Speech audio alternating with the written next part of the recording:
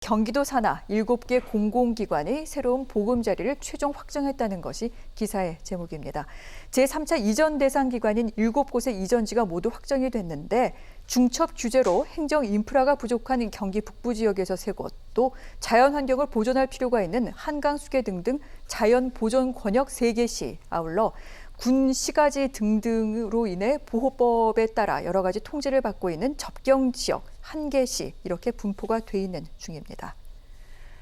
네, 자세한 내용은 백 기자와 함께 좀 얘기를 나눠보려고 하는데 경기 북부 지자체들의 유치전이 상당했었는데 3차 이전지 어제 최종 지역이 발표가 됐습니다. 자, 백 기자, 어느 기관이 어느 곳으로 가게 됩니까? 네, 말씀하신 대로 경기도에서 공공기관 이전을 둘러싼 17개 지자체의 그 유치전이 어제 마무리됐습니다. 네. 이번 유치 경쟁은 뜨거웠습니다. 17개 시와 군이 각각 유치하고 싶은 공공기관에 대해 평균 경쟁률을 살펴보면 6.42대 1로 나타났습니다. 이 가운데 경기도 경제과학진흥원과 경기주택도시공사 이 두 기관은 11대 1로 최고 경쟁률을 보였습니다. 결국 최후의 승자는 방금 전에 언급했던 경기도 경제과학진흥원의 경우 파주시가 유치하고 경기주택도시공사는 구리시가 입지를 확정지었습니다. 경기연구원은 의정부시로, 경기도 여성가족재단은 이천시로, 경기복지재단은 안성시로 가게 됐습니다. 또한 경기도 농수산진흥원은 광주시로, 경기신용보증재단은 남양주시로 이전합니다. 그렇군요.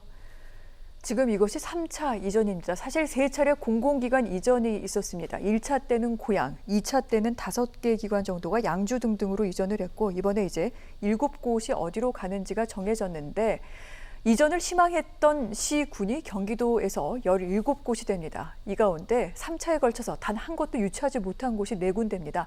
가평과 포천, 연천, 용인인데 특히 용인 말고 다른 세 지역, 포천과 연천, 가평의 민심이 상당히 지금 안 좋다는 그런 뒷얘기가 들리고 있습니다. 어떻습니까? 네, 이들 지자체는 지역 균형 발전을 그런 측면에서 볼 때 정책적 배려가 있어야 한다고 비판하고 있습니다. 네. 포천시에는 부천시 면적과 비슷한 9곳의 사격장과 훈련장이 있는데 경기도 31개 지자체 가운데서 규제 피해가 가장 심한 1등급 지역으로 분류되고 있습니다.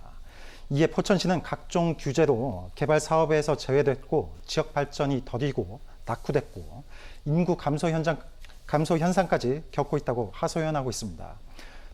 북측과 접경 지역인 연천군의 경우에는 네. 김광철 연천 군수가 오늘 군청에서 기자회견을 열고 경기도 공공기관 이전 3차 이전 결정 어제 났었던 발표에 대해서 유감을 표명했는데요. 김 군수가 표현한 것은 그러니까 연천군이 6.25 전쟁 이후에 수복된 유일한 지역인데 국가를 위해서 특별히 희생을 한 상징적인 지역이다.